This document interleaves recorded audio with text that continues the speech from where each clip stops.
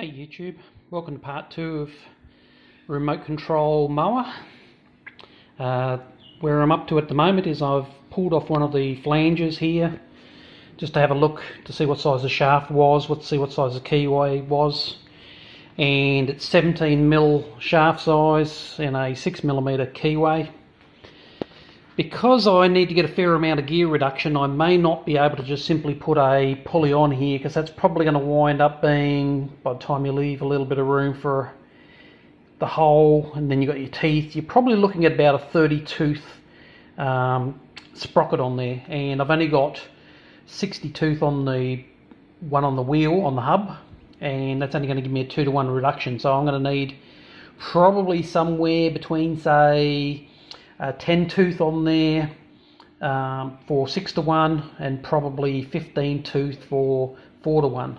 So somewhere in that neighbourhood, which is only a fairly small sprocket from what I've seen. So I'm going to have to basically fit directly to the shaft rather than trying to use this hub, which was what I originally intended to do. So, oh well, it's one of those things, you just go where it takes you.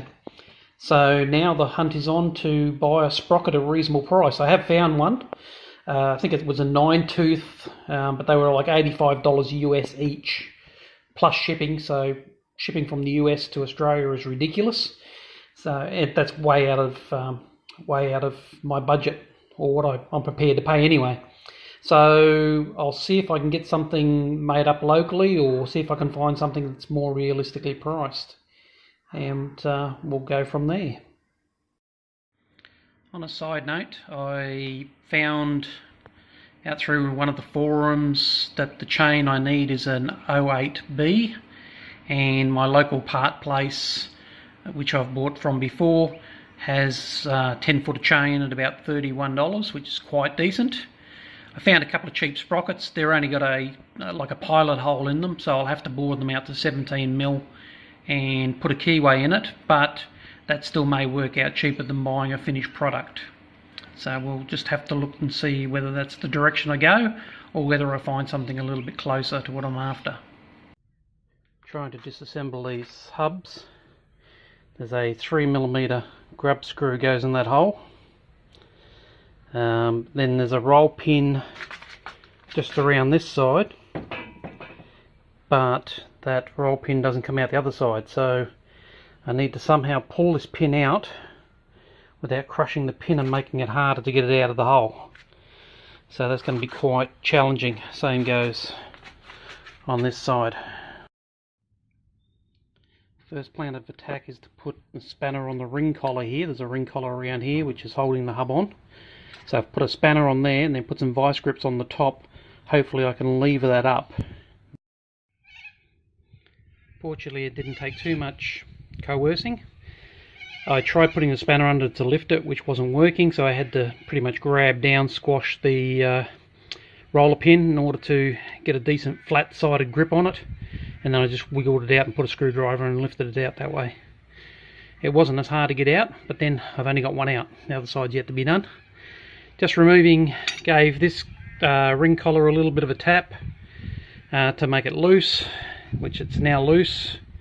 Just tapped it on the side there just to break it free, and I'm in the process of taking the paint off around here because it still won't slide off because of the paint that somebody put on after it was assembled. Before I start getting crazy and trying to lever these off, because it's obviously not coming off even with the paint off, just having a closer look at this ring, and I think that is actually part of the bearing. Which, of course, if that's part of the bearing, means that this back one here is also part of the bearing. So, just got a screwdriver and removed the paint off the top of this here, and that appears to be another grub screw. And there's another grub screw around that side, so if there's no roll pin in that side of it, if I get those 2 grub screws off, this whole thing should slide off as one unit. Okay, let's see if my theory holds water. My suspicions were correct. What I originally thought were retaining collars are actually a part of the bearing, so that the grub screws and the roll pin actually go through the bearing to retain it. And those two grub screws at the back, I don't know, yes, there we can just see it. Those basically stop it from moving on the other side. It wasn't a roll pin on that side, which I first thought. I thought what you had to do was take this off, then take the roll pin out that was in here, but there isn't a roll pin in it. There's only grub screws. So that's one side now. May as well do a quick shaft measure while I'm here, just to see what size this is. Just one solid shaft. 25.3, which is possibly 1 inch. Let me just double check my measurement. Trying to do this one-handed.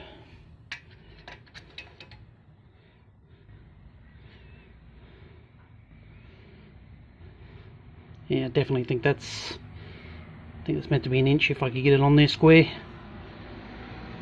Yep, so that's 1 inch.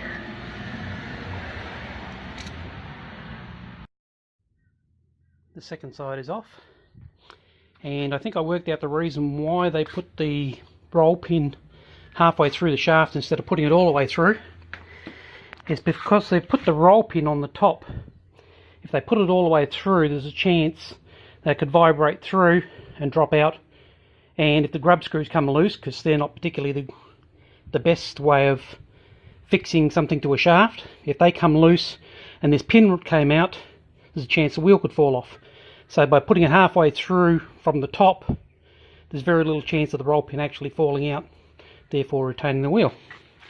Now what I was trying to explain in the previous video was about these two shafts that I had the option to pretty much cut around here, clean up the weld, cut around both these guys, clean up this shaft and put just the shaft in, since it's a solid shaft. It's a 1 inch solid shaft.